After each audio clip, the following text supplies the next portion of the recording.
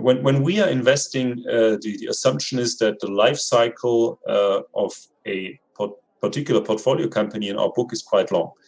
We tend to be very exit driven, and what we say is within 5 years,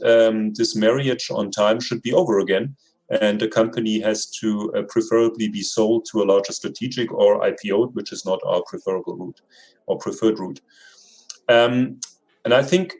the difficult to understand part of life sciences investing is that if you are investing in several sub-segments in life sciences, then the exits and the dynamics are very different. For example, if you are having a therapeutics deal and you are showing a great phase 2A or even phase 2B data,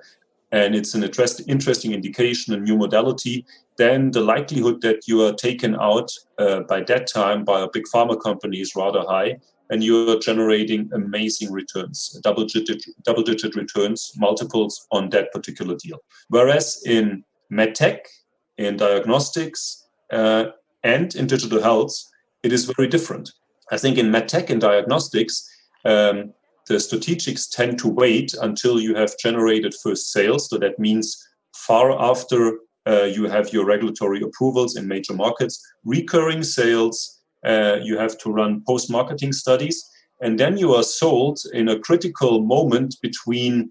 okay, you have generated enough value, but right now we only pay you a multiple on what you have generated in sales or even on income, which I think is not a good game to be in as a VC, because that is more the game of a private equity player rather than a VC one.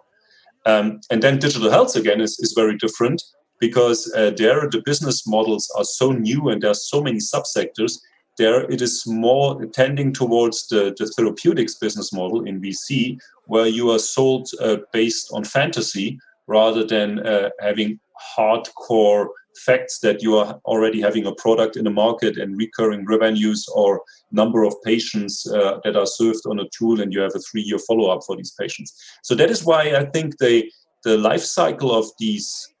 companies in our books is so different, and the business models are so different that it's a bit hard to grasp how these different companies develop. And from the outside, the business model of these companies seem very complex. But I can tell you, me without having a natural sciences background, and I hopefully can say that it's not complexity level is not higher than in any other industry, and I